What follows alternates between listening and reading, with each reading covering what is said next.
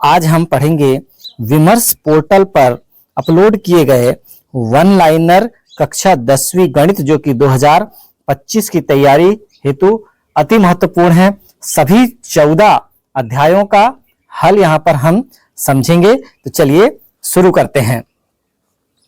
पहला चैप्टर है हमारा वास्तविक संख्याएं। अवधारणाओं पर आधारित महत्वपूर्ण तथ्य यहाँ पर दिए गए हैं। प्रत्येक भाज्य संख्या को एक अद्वितीय रूप से अभाज्य संख्याओं के गुणनफल के रूप में व्यक्त किया जा सकता है। यही अंकगणित की आधारभूत प्रमेय है। अंकगणित की आधारभूत प्रमेय कहती है कि प्रत्येक भाज्य संख्या को अभाज्य संख्याओं के गुणनफल के रूप में गुणनखंडित किया जा सकता है तथा यह गुणनखंडन अभाज्य गुणनखंडों के आने वाले क्रम के बिना अद्वितीय होता है यदि हम उनके क्रम पर ध्यान ना दें। किसी भी प्राकृत संख्या को उसके अभाज्य गुणनखंडों के एक गुणनफल के रूप में लिखा जा सकता है। जैसे उदाहरणार्थ यहाँ दिया है, 2 को हम 2 लिख देंगे, 4 को 2 गुणा 2 लिख देंगे और 253 को 11 गुणा 23 लिख देंगे। इस तरह से हम प्रत्येक प्राकृत संख्या को गुणनखंड के रूप में व्यक्त कर सकते हैं। एक प्राकृत संख्या का अभाज्य गुणनखंडन उसके गुणनखंडों के क्रम को छोड़ते हुए अद्वितीय होता है। यानी हमने देखा कि 6 के अभाज्य गुणनखंड है 2 गुणा 3, इसे हम 3 गुणा 2 भी लिख सकते हैं। क्रम पर यदि हम ध्यान न दें तो ये अद्वितीय होते हैं। यहाँ भी 2 एक बार आया है, यहाँ भी 2 एक बार आया है, यहाँ भी 3 एक बार आया है, यहाँ भी 3 एक बार आया है, इसलिए ये अद्वितीय होते हैं। फिर आगे है, कार्ल फ्रेडरिक गॉस को गणितज्ञों का राजकुमार कहा जाता है। संख्याओं में प्रत्येक उभयनिष्ठ अभाज्य गुणनखंड की सबसे छोटी घात का गुणनफल महत्तम समापवर्तक HCF कहलाता है। उदाहरणार्थ आप देखिए, हमें यहाँ पर एक ही बात का ध्यान रखना है कि उभयनिष्ठ शब्द का ध्यान रखना है। HCF की जब हम परिभाषा लिखेंगे तो संख्याओं में प्रत्येक उभयनिष्ठ अभाज्य गुणनखंड की सबसे छोटी घातें हमको लेना है। जैसे यहाँ पर देखिए 12, 15 और 21 का हमको HCF ज्ञात करना है। तो तीनों में 3 की घात 1 सबसे छोटी भी घात है और तीनों में उपस्थित घात है, इसलिए HCF 3 की घात 1 यानी 3 प्राप्त होगा। इसी तरह से LCM की परिभाषा है कि संख्याओं में संबद्ध प्रत्येक अभाज्य गुणनखंड, अब उभयनिष्ठ शब्द यहां से हट गया, प्रत्येक अभाज्य गुणनखंड की सबसे बड़ी घात का गुणनफल लघुत्तम समापवर्त कहलाता है। जैसे कि 6 और 20 का हम ले रहे हैं। 6 को लिख सकते हैं 2 गुणा 3 और 20 को लिख सकते हैं 2 की घात 2 गुणा 5। तो यहां पर देखिए कौन कौन आया, 2, 3 और 5 आए हैं। 3 की सबसे बड़ी घात 1 है, 5 की सबसे बड़ी घात 1 है और 2 की सबसे बड़ी घात 2 है, इसलिए LCM हमें क्या प्राप्त हो जाएगा, 60 प्राप्त हो जाएगा। बच्चों आगे हम लेते हैं, किसी प्राकृत संख्या n के लिए प्रत्येक 4 की घात n और 6 की घात n संख्या अंक 0 पर समाप्त नहीं होगी, क्योंकि 0 पर समाप्त होने वाली संख्याएं 5 से विभाज्य होती हैं और वे संख्याएं 5 से विभाज्य नहीं हैं। तो 0 से समाप्त होने वाली संख्याओं में क्या खासियत होती है बच्चों, उसके अभाज्य गुणनखंड में 2 गुणा 5 उपस्थित होना चाहिए। अब ये 4 की घात n और 6 की घात n में 2 तो उपस्थित है किंतु 5 उपस्थित नहीं है, अतः ये संख्याएं 0 पर समाप्त नहीं हो सकती। आगे है, किन्हीं 2 धनात्मक पूर्णांक a और b के लिए HCF गुणा LCM बराबर a गुणा b। तो देखिए हमारे पास एक सूत्र है कि a और b का HCF और a और b के LCM का जब हम गुणा करेंगे तो a गुणा b के बराबर आएगा, यानी 2 संख्याओं का गुणनफल बराबर उन संख्याओं का HCF गुणा LCM होता है। आगे है, 2 संख्याओं का गुणनफल उनके HCF और LCM के गुणनफल के बराबर होता है, परंतु 3 संख्याओं का गुणनफल उनके HCF LCM के गुणनफल के बराबर नहीं होता। यह सूत्र केवल 2 संख्याओं के HCF और LCM पर लागू होता है। फिर अब यहाँ पर देखिए, कर्णी P अपरिमेय संख्या है, जहां P एक अभाज्य संख्या है। कर्णी 2, कर्णी 3, कर्णी 5, कर्णी 7, कर्णी 11, कर्णी 13, कर्णी 17 इत्यादि अपरिमेय संख्याएं हैं। तो अभाज्य संख्या का अंडर रूट सदैव अपरिमेय संख्या ही होता है, यह हमें ध्यान रखना है बच्चों। फिर यदि P कोई अभाज्य संख्या है और p a वर्ग को विभाजित करता है तो p a को भी विभाजित करेगा। यह एक प्रमेय है जहां a एक धनात्मक पूर्णांक है। यदि कोई संख्या p है अभाज्य संख्या और वो a वर्ग को विभाजित करती है, मान लो एक अभाज्य संख्या a वर्ग को विभाजित कर रही, मतलब 81 को विभाजित कर रही है कोई अभाज्य संख्या 3, तो उसके वर्गमूल यानी 9 को भी विभाजित करेगी वह संख्या 3। तो हम कहेंगे कि कोई अभाज्य संख्या यदि a वर्ग को विभाजित करती है तो a को भी विभाजित करेगी। एक परिमेय संख्या और एक अपरिमेय संख्या का योग या अंतर एक अपरिमेय संख्या होती है। एक परिमेय और एक अपरिमेय को हम जोड़ें चाहे घटाएं, जैसे यहाँ दिया है 3 धन 4 करनी 5 और 2 ऋण करनी 5, दोनों ही युग्म क्या हैं? अपरिमेय संख्याएं हैं। एक शून्येतर परिमेय संख्या और एक अपरिमेय संख्या का गुणनफल या भागफल एक परिमेय संख्या होती है।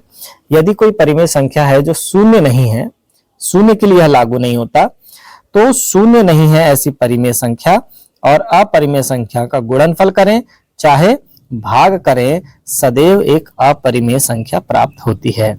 अब समझते हैं अध्याय 2 बहुपद। बहुपद में देखिए अवधारणाओं पर आधारित महत्वपूर्ण तथ्य। चर x के बहुपद px में x की उच्चतम घात बहुपद की घात कहलाती है। यदि कोई बहुपद px है, इसमें x की जो सबसे बड़ी घात है वही बहुपद की घात कहलाती है। जैसे इस बहुपद में x की सबसे बड़ी घात 3 है तो यह बहुपद की घात कहलाएगी। आगे है बहुपद 4x धन 2, चर x में घात 1 का बहुपद, क्योंकि चर x की अधिकतम घात 1 है, घात 1 का बहुपद कहलाएगा। जैसे 4x धन 2 यहाँ पर दिया हुआ है, ये घात 1 का बहुपद कहलाता है। इसे ही रैखिक बहुपद कहते हैं। क्या कहते हैं बच्चों? रैखिक बहुपद कहते हैं। आगे लेते हैं 2x वर्ग ऋण 3x धन 4, चर y घात का y में घात 2 का बहुपद है, क्योंकि चर y की अधिकतम घात यहाँ पर 2 है। जैसे कि हमने बात किया यहाँ पर y की सबसे बड़ी घात कितनी है? 2 है, इसलिए यह चर y में घात 2 का बहुपद कहलाएगा। आगे दिया हुआ है 5x की घात 3 ऋण 4x वर्ग धन x ऋण 3, चर x में घात 3 का बहुपद है, क्योंकि चर x की अधिकतम घात 3 है। आगे इसी प्रकार देखते हैं ऐसा बहुपद जिनकी घात 1 होती है रैखिक बहुपद कहलाते हैं। घात 1 वाले बहुपद क्या कहलाते हैं? रैखिक बहुपद कहलाते हैं। जैसे 2x ऋण 3, 3z धन 4, 5x ऋण 2, इस तरह के बहुपद अधिकतम घात 1 है, अतः यह रैखिक बहुपद कहलाते हैं। तो रैखिक बहुपद को हमने समझा। अब आगे देखते हैं px हमारे पास दिया हुआ है एक बहुपद x वर्ग ऋण 3x ऋण 4 में x बराबर 2 रखने पर क्या प्राप्त होगा हमें? p2। वास्तव में x के स्थान पर 2 रखने पर इस p2 का मान कितना होगा? ऋण 6 प्राप्त होता है। यह x बराबर 2 बहुपद px का मान है। बहुपद px का मान क्या है? x बराबर 2 रखने पर, x बराबर 2 पर बहुपद px का मान क्या है? ये है ऋण 6 है। आगे यहां पर देखते हैं यदि बहुपद px में x को किसी वास्तविक संख्या k से प्रतिस्थापित करने पर बहुपद का मान 0 प्राप्त होता है, अर्थात p के बराबर 0, तो बहुपद का शून्यक कहलाता है।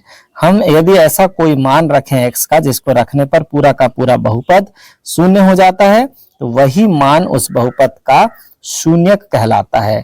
जैसे यहाँ पर एक बहुपद दिया हुआ है px बराबर x वर्ग ऋण 3x ऋण 4, यहाँ पर हम देख रहे हैं कि p-1 की जब हम वैल्यू निकाल रहे हैं, यानी x के स्थान पर जब -1 रख रहे हैं तो बहुपद कितना हो जा रहा है? 0 हो जा रहा है। इसका मतलब इसकी एक वैल्यू x का मान ऋण 1 है। यही ऋण 1 बहुपद का एक शून्यक है। आगे देखते हैं किसी बहुपद ax धन b a बराबर नहीं 0 का शून्यक उस बिंदु का x निर्देशांक होता है जहां y बराबर ax धन b का ग्राफ x अक्ष को प्रतिच्छेद करता है। x अक्ष को जितने बार प्रतिच्छेद करेगा ग्राफ, वही क्या कहलाता है, शून्यकों की संख्या कहलाती है। जैसे कि यहाँ पर एक आकृति दी गई है, यहाँ पर देखिए जो px है उसका ग्राफ x अक्ष को 1, 2, 3 बार प्रतिच्छेद कर रहा है, अर्थात इस बहुपद के शून्य कितने हैं, 3 हैं। इसी प्रकार अब आगे देखते हैं, किसी n घात के दिए गए बहुपद px के लिए y बराबर px का ग्राफ x अक्ष को अधिक से अधिक n बिंदुओं पर प्रतिच्छेद करता है। n घात का है तो ज्यादा से ज्यादा n बिंदु पर प्रतिच्छेद करेगा, अतः n घात के किसी बहुपद के अधिक से अधिक n शून्यक हो सकते हैं। 3 घात का बहुपद है तो उसके अधिकतम 3 शून्यक हो सकते हैं, 3 से ज्यादा शून्यक नहीं हो सकते। बहुपद px का ग्राफ x अक्ष को 3 बिंदुओं पर प्रतिच्छेद कर रहा है, बहुपद px के 3 शून्यक होंगे। आगे है, किसी द्विघात बहुपद x वर्ग धन bx धन c जिसमें a बराबर नहीं है शून्य के संगत समीकरण y बराबर x वर्ग धन bx धन c का ग्राफ परवलय होता है। इस पूरे बहुपद का जो ग्राफ हमें प्राप्त होता है वो परवलय आकार का होता है। बहुपद px का ग्राफ x अक्ष को जितने बिंदुओं पर प्रतिच्छेद करता है उस बहुपद px के उतने ही शून्यक होते हैं। ये जितने बिंदुओं पर px का ग्राफ x अक्ष को प्रतिच्छेद करेगा बहुपद के उतने ही शून्यक होंगे। आगे यहाँ पर है, रेखीय बहुपद का व्यापक रूप क्या है, ax धन b है, क्योंकि x की अधिकतम घात यहाँ पर कितनी है, 1 है, जहां a चर x का गुणांक है एवं b अचर पद है तथा a शून्य के बराबर नहीं होना चाहिए। x का गुणांक जो a है वो किसी भी स्थिति में शून्य के बराबर नहीं होना चाहिए। आगे है, द्विघात बहुपद का व्यापक रूप ax वर्ग धन bx धन c जहां a b c वास्तविक संख्याएं हैं लेकिन a शून्य के बराबर नहीं होना चाहिए। a किसी भी स्थिति में शून्य के बराबर नहीं होना चाहिए। अब px बराबर x वर्ग धन bx धन c द्विघात बहुपद के शून्यक अल्फा और बीटा हो। यदि शून्यक अल्फा और बीटा है तो हम लिख सकते हैं शून्यकों का योग क्या होता है, x के गुणांक के ऋणात्मक मान के बराबर बटे x वर्ग का गुणांक। तो शून्यकों का जब भी हम योग करेंगे तो अंश में आएगा x के गुणांक का ऋणात्मक मान और बटे x वर्ग का गुणांक, जिससे हम ऐसे लिख सकते हैं, x के गुणांक को हम व्यापक रूप में b कहते हैं तो अल्फा धन बीटा बराबर ऋण b बटे x वर्ग के गुणांक को a कहते हैं तो अल्फा धन बीटा बराबर क्या होगा, ऋण b बटे a होगा। इसी प्रकार शून्यकों का गुणनफल करेंगे तो अचर पद बटे x वर्ग का गुणांक प्राप्त होगा, यानी अल्फा इंटू बीटा बराबर c बटे a प्राप्त होगा। हमें एक उदाहरण के रूप में यहाँ देखना है, एक बहुपद दिया हुआ है 2x square minus 7x minus 9 में शून्यकों का योग क्या हो जाएगा, शून्यकों को जब हम जोड़ेंगे तो ऋण b बटे a जिसको हल करने पर 7 बटे 2 आएगा, और x वर्ग धन x ऋण 12 बहुपदों में शून्यकों का गुणनफल क्या हो जाएगा, अचर पद बटे x वर्ग का गुणांक, यानी अचर पद कौन है यहाँ पर, ऋण 12 है, x वर्ग का गुणांक 1 है, तो उत्तर आएगा ऋण 12। यदि अल्फा बीटा किसी द्विघात बहुपद के शून्यक है तो द्विघात बहुपद px बराबर k इंटू एक्स वर्ग ऋण अल्फा धन बीटा x धन अल्फा इंटू बीटा की तरह का होगा, जहां k कोई वास्तविक संख्या है। यह बहुपद के द्विघात बहुपद को ज्ञात करने का व्यापक सूत्र है। बहुपद के शून्यकों का योग दिया हुआ है ऋण 3 व गुणनफल दिया हुआ है 2, तो बहुपद क्या हो जाएगा, एक्स स्क्वायर माइनस अल्फा धन beta x plus alpha into beta से x square plus 3x plus k plus 2, इनके गुणा में हम k लिख देंगे तो व्यापक रूप में हमें बहुपद प्राप्त होगा k into x square plus 3x plus 2। ठीक है बच्चों, अब हमारे पास दिया हुआ है त्रिघात बहुपद ax क्यूब धन bx वर्ग धन cx धन d के शून्यक अल्फा बीटा गामा हो तो शून्यकों तथा गुणांकों में संबंध क्या है। त्रिघात यदि बहुपद है तो देखिए जैसे शून्यकों का योग होता है वैसे ही यहाँ 3 शून्यकों का भी अल्फा धन बीटा धन गामा का योग हो जाएगा ऋण बी बटे ए। जैसे 2 शून्यकों के गुणनफल था अल्फा इंटू बीटा, वैसे alpha into beta, beta into gamma, gamma into alpha करेंगे तो भी सी बटे ए ही प्राप्त होगा। लेकिन अब तीनों शून्यकों का गुणनफल हमें ज्ञात करना है, तो ऋण डी बटे ए के बराबर होगा, यानी अचर पद बटे सबसे बड़ी घात का गुणांक। ऋण डी बटे ए, अचर पद का ऋणात्मक मान बटे सबसे बड़ी घात का गुणांक। तो ये 3 चीजें हमें ध्यान रखना है बच्चों। ऋण बी बटे ए को हम पहले से जानते हैं, सी बटे ए को हम पहले से जानते हैं, ऋण डी बटे ए हमें अलग से याद रखना है। तीनों अल्फा धन बीटा धन गामा तीनों का योग हो जाएगा ऋण बी बटे ए। फिर 2 के जोड़े में देखिए alpha into beta, beta into gamma धन गामा इंटू अल्फा का योग हो जाएगा सी बटे ए, और तीनों का गुणनफल हो जाता है ऋण डी बटे ए। अब हमारे पास एक सवाल है, टी वर्ग ऋण 15 बहुपद में टी वर्ग का गुणांक एक, टी का गुणांक मतलब टी है ही नहीं तो उसका गुणांक कितना है 0 होगा, तभी तो टी गायब हुआ है ना, तथा अचर पद ऋण 15 है। तब शून्यकों का योग हम करेंगे तो ऋण बी बटे ए ऋण 0 बटे 1 यानी 0 आ जाएगा, और शून्यकों का गुणा करेंगे तो ऋण 15 आ जाएगा। इस तरह से शून्यकों का योगफल और गुणनफल भी हम ज्ञात कर सकते हैं बच्चों। चलिए, तो यहाँ पर अध्याय 2 हमारा समाप्त होता है, हम बढ़ते हैं आगे। अध्याय 3 दो चर वाले रैखिक समीकरण युग्म, अवधारणाओं पर आधारित महत्वपूर्ण तथ्य। दो चर वाले रैखिक समीकरण युग्म को प्रदर्शित करने वाला मानक रूप a1x धन b1y धन c1 बराबर 0 और a2x धन b2y धन c2 बराबर 0 है, जहां x और y चर हैं और a1 b1 c1 जो पहले समीकरण में गुणांक हैं और a2 b2 c2 दूसरे समीकरण के गुणांक हैं। दो चर वाले रैखिक समीकरण युग्म का हल एक ऐसा बिंदु होता है जो कि युग्म की दोनों रेखाओं पर स्थित होता है बच्चों। जैसे ये पहली रेखा है, दूसरी रेखा है, दोनों रेखाओं पर स्थित बिंदु यहाँ पर कौन है? उभयनिष्ठ बिंदु, कटान बिंदु है, तो वही उनका हल होता है। रैखिक युग्म की रेखाएं एक बिंदु पर प्रतिच्छेद करती हैं, तो इस स्थिति में समीकरण युग्म का अद्वितीय हल होता है। एक ही बिंदु पर यदि ये प्रतिच्छेद कर रही हैं तो यह क्या कहलाएगा? एक अद्वितीय हल होगा। एक रैखिक समीकरण युग्म जिसका हल होता है रैखिक समीकरणों का संगत युग्म कहलाता है। यदि दो रेखाएं एक दूसरे को किसी एक बिंदु पर प्रतिच्छेद कर रही हैं या दोनों रेखाएं संपाती हैं, देखिए दोनों रेखाएं संपाती हैं, तो हम कहेंगे कि रैखिक समीकरण के युग्म संगत हैं। संपाती की स्थिति नीचे दी गई है। रैखिक युग्म की रेखाएं संपाती होती हैं, तो इस स्थिति में समीकरणों के अपरिमित रूप से अनेक हल होते हैं, क्योंकि पहली रेखा के ही संपाती दूसरी रेखा होती है ना, इसलिए अनेक हल होते हैं। एवं इस युग्म को दो चर वाले रैखिक समीकरणों का आश्रित युग्म कहते हैं। तो देखिए, रैखिक समीकरण का आश्रित युग्म सदैव संगत होता है। संगत तो है ही है, साथ में आश्रित भी है, क्योंकि एक हल नहीं है, अनंत हल है। तो हम कहेंगे कि अनंत हल की जो स्थिति है उसमें रैखिक समीकरणों युग्म के हल जो हैं वो संगत के साथ साथ आश्रित भी होते हैं। आगे है, दो चर वाले रैखिक समीकरण युग्म की रेखाएं समांतर होती हैं, तो इस स्थिति में समीकरणों का कोई हल नहीं होता। जब दोनों रेखाएं एक दूसरे से मिल ही नहीं रही हैं, एक दूसरे के समांतर हैं, तो हम कहेंगे इस स्थिति में रैखिक समीकरण युग्म का कोई भी हल नहीं होगा।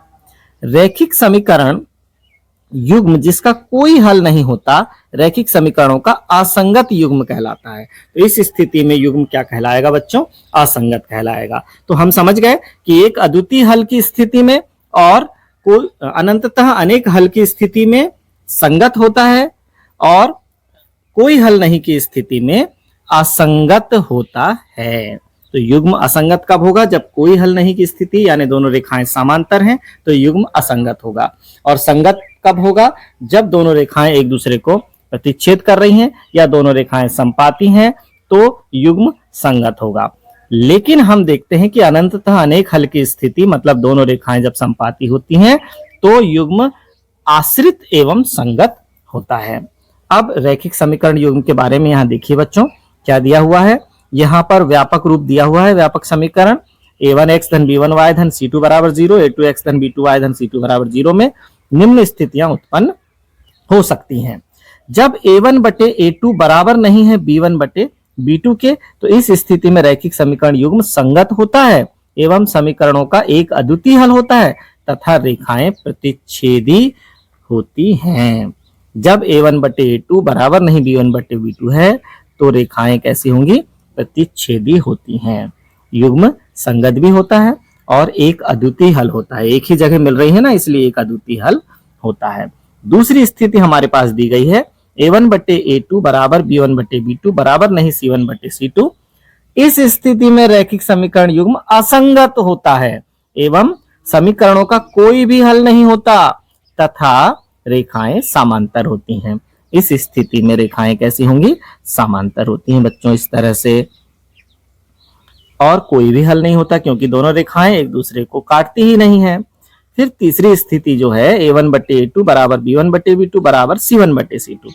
इस स्थिति में रैखिक समीकरण युग्म आश्रित संगत होता है एवं समीकरणों के अनंत हल होते हैं तथा रेखाएं संपाती होती हैं। आश्रित होता है, संगत होता है। अब इनमें दोनों रेखाएं संपाती होती हैं, यानी जहां से पहली रेखा गुजर रही है वहीं से दूसरी रेखा गुजरती है। तो ये स्थिति है आश्रित एवं संगत की, रेखाएं इसमें होती हैं संपाती। आगे देखिए, रैखिक समीकरण युग्म के ग्राफीय विधि द्वारा हल में दोनों समीकरणों को ग्राफ में प्रदर्शित कर उनके प्रतिच्छेद बिंदु के निर्देशांक ज्ञात करते हैं, जो कि समीकरण युग्म कहलाता है। तो ग्राफ में जब हम प्रतिच्छेद करते हैं, ग्राफ में प्रदर्शित करते हैं जब हम रैखिक समीकरणों को, तो यदि दोनों रेखाएं एक दूसरे को प्रतिच्छेद करती हैं तो एक अद्वितीय हल होता है। दोनों रेखाएं समांतर होती हैं तो कोई हल नहीं होता, और दोनों रेखाएं संपाती होती हैं तो अनंततः अनेक हल होते हैं। तो ठीक है बच्चों, यह चैप्टर 3 यहां पर समाप्त होता है। चैप्टर 4 लेते हैं हमारा द्विघात समीकरण। तो अवधारणाओं पर आधारित महत्वपूर्ण तथ्य लेते हैं द्विघात समीकरण के। जब हम द्विघात बहुपद को शून्य के तुल्य कर देते हैं तो हमें द्विघात समीकरण प्राप्त होता है। द्विघात बहुपद को जब हम शून्य के तुल्य कर देते हैं तो क्या प्राप्त हो रहा है? द्विघात समीकरण प्राप्त होता है। यदि px घात 2 का एक बहुपद है तो समीकरण px बराबर 0 एक द्विघात समीकरण होता है। देखिए, हमने बहुपद को शून्य के बराबर किया तो वह क्या बन गया? द्विघात समीकरण बन गया। इसका देखिए व्यापक रूप यहाँ दिया हुआ है, ax वर्ग धन bx धन c बराबर 0, जहां a b c वास्तविक संख्याएं हैं तथा x वर्ग का जो गुणांक है a वह 0 के बराबर नहीं होना चाहिए। यह द्विघात समीकरण की शर्त है। तो द्विघात समीकरण के कुछ उदाहरण नीचे दिए गए हैं। देखिए, x square minus 3x minus 10 is equal to 0। यहाँ पर देखिए एक्स वर्ग का गुणांक 1 है, मतलब 0 के बराबर नहीं है। यहाँ पर देखिए एक्स वर्ग का गुणांक 2 है, यहाँ एक्स वर्ग का गुणांक 2 है, यानी ये सभी क्या है? द्विघात समीकरण है। द्विघात समीकरण के हल के बारे में यहाँ देखिए, गुणनखंड विधि से जब आपको हल करना है तो ax वर्ग धन bx धन c में a बराबर नहीं 0 को दो रैखिक गुणांकों में गुणनखंड करके प्रत्येक गुणक को 0 के बराबर करके हल प्राप्त करते हैं तो द्विघात समीकरण के मूल प्राप्त होते हैं। जब हमारे पास द्विघात समीकरण है और उसको हमें दो गुणांकों में अलग अलग बांटना है, दो गुणनखंड करना है और फिर उन गुणनखंडों को 0 के बराबर लेते हैं तो द्विघात समीकरण के मूल प्राप्त होते हैं। यही द्विघात समीकरण के हल हैं। यहाँ पर देखिए नीचे एक द्विघात समीकरण दिया हुआ है, 2x square plus x minus 300 is equal to 0। तो यहाँ पर इसके दो गुणनखंड हमें प्राप्त हो गए। दोनों गुणनखंडों को अलग अलग 0 के बराबर लेने पर पहला हल x बराबर 12 प्राप्त हुआ और दूसरा हल x बराबर ऋण 25/2 प्राप्त हुआ। बच्चों, अब सूत्र विधि से हल क्या है? देखिए, श्रीधराचार्य द्वारा द्विघात समीकरण x वर्ग धन bx धन c बराबर 0, जिसमें a 0 के बराबर नहीं है, को हल करने के लिए सूत्र प्रतिपादित किया, जिसे द्विघाती सूत्र कहते हैं। तो यहाँ पर देखिए द्विघात सूत्र लिखा हुआ है, x बराबर क्या है?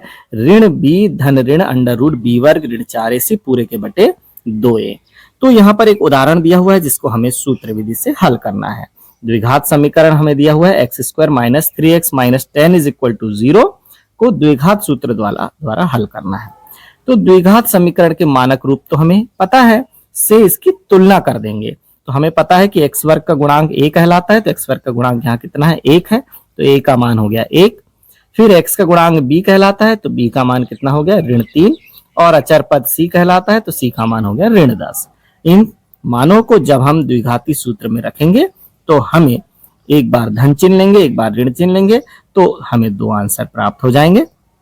ये देखिए x बराबर 5 और x बराबर ऋण 2। इस तरह से बच्चों द्विघाती सूत्र से हमें किसी सवाल का हल करना होता है। आगे है द्विघात समीकरण का विविक्त कर ज्ञात करना। विविक्त कर ज्ञात करने के लिए देखिए यहाँ पर सूत्र दिया हुआ है, विविक्त कर d बराबर b वर्ग ऋण 4ac, जहां a b c द्विघात समीकरण x वर्ग धन bx धन c बराबर 0, a is not equal to 0 के क्रमशः x वर्ग का गुणांक, x का गुणांक तथा अचर पद हैं। a क्या है, x वर्ग का गुणांक है, b x का गुणांक है और c अचर पद है। आगे द्विघात समीकरण के मूलों की प्रकृति हमें पता होनी चाहिए। द्विघात समीकरण तो हमें पता है, फिर उसमें 2 भिन्न वास्तविक मूल होते हैं। कब होते हैं, जब b वर्ग ऋण 4ac का मान 0 से बड़ा हो। 0 से बड़ा हो मतलब मान धनात्मक हो, 1/2, 3/2, 5, 4, इस तरह से मान, ये सारे मान कैसे हैं, 0 से बड़े हैं। यानी विविक्त कर का मान जब धनात्मक प्राप्त होगा तो हम कहेंगे कि मूल कैसे होंगे, 2 भिन्न वास्तविक मूल होंगे। आगे है 2 वास्तविक एवं बराबर मूल होते हैं जब विविक्त कर का मान 0 के बराबर हो जाए, यानी b² - 4ac की वैल्यू 0 हो जाए। तीसरी स्थिति है कोई वास्तविक मूल नहीं होता यदि b वर्ग ऋण 4ac का मान 0 से छोटा हो जाए, यानी विविक्त कर का मान ऋणात्मक प्राप्त हो। ऋणात्मक प्राप्त होने से क्या होगा, हम कहेंगे कि कोई वास्तविक मूल नहीं होते। आगे है एक उदाहरण यहाँ पर दिया गया है बच्चों, द्विघात समीकरण 2x वर्ग ऋण 3x धन 5 बराबर 0 के मूलों की प्रकृति ज्ञात करना। कैसे ज्ञात करेंगे, दी हुई समीकरण की तुलना मानक रूप जैसे ax वर्ग धन bx धन c बराबर 0 से करने पर a का मान हो जाएगा 2, b का ऋण 3 और c का 5। a क्या है, x वर्ग का गुणांक, b है x का गुणांक और c है अचर पद। जब हम तुलना करेंगे तो हमें a b c के मान प्राप्त हो जाएंगे। विविक्त कर बराबर b वर्ग ऋण 4ac, तो b का मान ऋण 3 का वर्ग हो गया 4, a का मान 2 और c का मान 5 रख देंगे, तो हमें प्राप्त हुआ ऋण 31। तो ऋणात्मक मान प्राप्त होने पर क्या हो रहा है, कोई वास्तविक मूल नहीं होते, तो हम बोल देंगे कि द्विघात समीकरण के कोई वास्तविक मूल नहीं होंगे। इस तरह से हम विविक्त कर से द्विघात समीकरण के मूलों की प्रकृति का पता कर सकते हैं बच्चों। अध्याय 5 समांतर श्रेणियां, अवधारणाओं पर आधारित महत्वपूर्ण तथ्य। प्रकृति में अनेक वस्तुएं एक निश्चित प्रतिरूप या पैटर्न का अनुसरण करती हैं, जैसे कि सूरजमुखी के फूल की पंखुड़ियां, मधुकोश या मधुछत्ते में छिद्र, एक भुट्टे के परदाने, एक अनानास और एक पाइन कोन पर सर्पिल इत्यादि। दैनिक जीवन में निश्चित प्रतिरूप का उदाहरण, एक व्यक्ति की प्रथम मासिक वेतन 8,000 रुपए और 500 रुपए वार्षिक वेतन वृद्धि होने पर प्रथम, द्वितीय और तृतीय वर्ष इत्यादि के लिए वेतन 8,850, 8,850, 9,000 आदि होगा। अन्य प्रतिरूप क्या होंगे, जैसे 100 रुपए है, उसमें बढ़ोतरी हो रही 50-50 की, तो 150, 200, 250, आगे भी यह कंटिन्यू रहेगा। जैसे 1-1 की बढ़ोतरी हो रही तो 1, 2, 3, 4, 5, 6 आगे बढ़ता जाएगा। ऋण 3 में 1 की बढ़ोतरी हुई, ऋण 2, फिर ऋण 1, 0, 1, 2, 3, 4 बढ़ता जाएगा। 3, 3, 3, 3 सब में सार्वांतर 0, 0, 0 है, तो यह भी बढ़ता जाएगा। ऋण 1 से 0 हुआ, ऋण 1.0 है, फिर ऋण 1.15 है, फिर 0.5, ऋण 0.5 का सार्वांतर होता जाएगा, तो ऋण 2.0 हुआ, ऋण 2.5 हुआ, ऋण 3.0 हुआ, इसी तरह से बढ़ता जाएगा। उपरोक्त सूची में उत्तरोत्तर पदों को इनसे पहले पदों में एक निश्चित संख्या जोड़कर प्राप्त किया जाता है। संख्याओं की ऐसी सूची को समांतर श्रेणी कहते हैं या अर्थमेटिक प्रोग्रेशन कहा जाता है। एक समांतर श्रेणी संख्याओं की ऐसी सूची होती है जिसमें प्रत्येक पद प्रथम पद के अतिरिक्त अपने से ठीक पहले पद में एक निश्चित पद संख्या d जोड़कर प्राप्त होता है। जो पहले वाला पद है, मान लो पहले वाला पद 2 है, उसमें हम 3 जोड़ रहे हैं तो 5 हो रहा है, फिर 3 जोड़ रहे हैं तो 8 हो रहा है, यानी अपने से ठीक पद में सार्वधातर जोड़कर हमें एक संख्या प्राप्त होती है। सार्वधातर धनात्मक, ऋणात्मक, शून्य हो सकता है।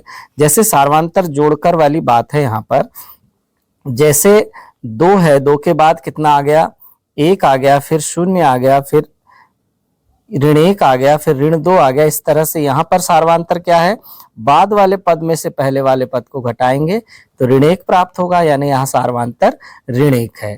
इस तरह से सार्वधातर ऋणात्मक भी हो सकता है, धनात्मक भी हो सकता है।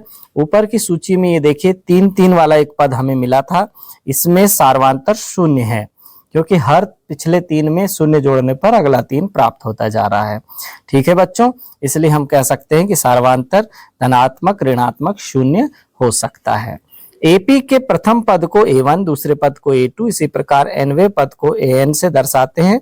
एपी के निम्नलिखित रूप में व्यक्त करते हैं, A1, A2, A3 dash dash dash AN तक। समांतर श्रेणी में हर अगले पद में से पिछले पद को घटाकर सार्वधातर प्राप्त होता है।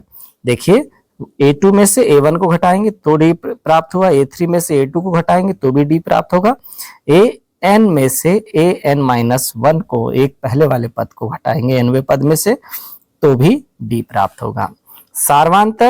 समांतर श्रेणी का व्यापक रूप के बारे में हम जानते हैं। यहाँ पर समांतर श्रेणी का व्यापक रूप क्या हो जाएगा, पहला पद तो प्रथम पद A होता है, उसमें D जोड़ने पर A प्लस D होगा, फिर D जोड़ने पर A प्लस 2D होगा, फिर D जोड़ने पर A प्लस 3D होगा। इस तरह से एक एक D बढ़ता जाएगा, जहां A पहला पद और D सार्वधातर कहलाता है। समांतर श्रेणी में पदों की संख्या परिमित होने पर श्रेणी को परिमित समांतर श्रेणी कहते हैं। यदि श्रेणी में पदों की संख्या निश्चित है, 10 है, 15 है, 20 है, तो उसे हम परिमित समांतर श्रेणी कहेंगे। परिमित समांतर श्रेणी में अंतिम पद यानी लास्ट पद दिया होता है, जैसे कि यहाँ पर 157 अंतिम पद है, इसे L से व्यक्त करते हैं। अपरिमित समांतर श्रेणी में पदों की संख्या अपरिमित होती है। ऐसी श्रेणी जिसमें पदों की संख्या अपरिमित होती है, जैसे हम सम संख्याओं की श्रेणी बोल दें, 2 4 6 8 10 डैश डैश डैश अनंत तक जाएगी। विषम संख्याओं की श्रेणी बोल दे, 1 3 5 7 9 आगे बढ़ते ही जाएगी। इस तरह की श्रेणी अपरिमित श्रेणी होती है, इनमें अंतिम पद नहीं होता है। उदाहरण के लिए 1 2 3 4 डैश डैश डैश अनंत तक बढ़ती जाएगी।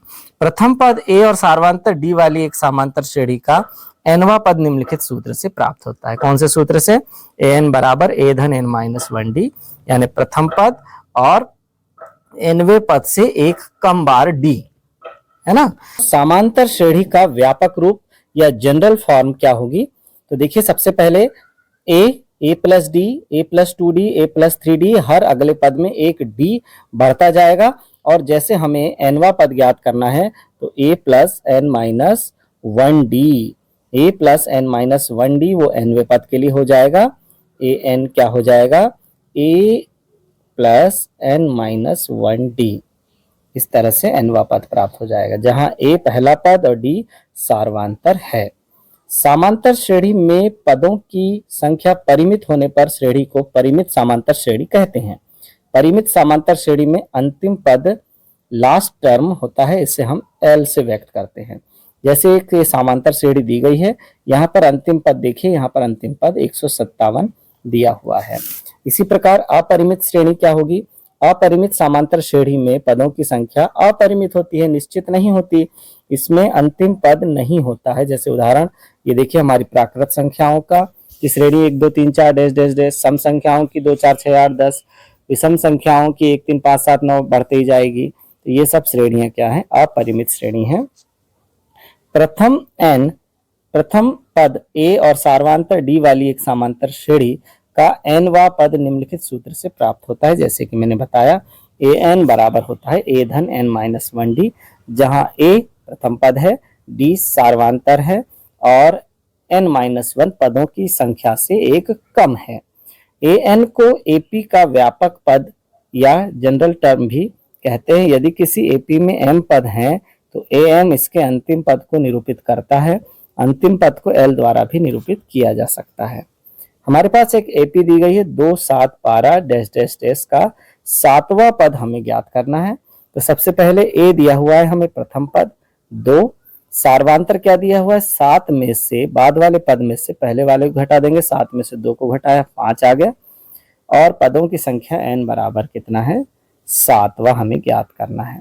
तो an बराबर a धन n-1d हमने फार्मूला लगाया। a7 बराबर क्या हो जाएगा, हम सीधे लिख सकते हैं कि 7वां पद ज्ञात करना है तो उसमें एक राजा होगा और 6 सिपाही होंगे। तो एक प्रथम पद तो रहेगा और बाकी 6 सार्वांतर रहेंगे। 10वां पद ज्ञात करना है तो एक a होगा और 9 d होंगे। बहुत आसान है बच्चों। अब हमें a7 बराबर मान रख देंगे। a का मान है 2 धन 6, d का मान कितना है 5 है। तो a7 हमें निकल कर प्राप्त हो जाएगा 2 धन 6 पंचे 30। तो a7 बराबर कितना हो जाएगा 32, जिसे हल करके यहाँ बताया गया है। अब AP हमारे पास दी हुई है कि प्रथम n पदों का योग Sn का सूत्र क्या है। Sn बराबर n/2 2a प्लस n-1d, यहाँ पर n पदों के योग का सूत्र है।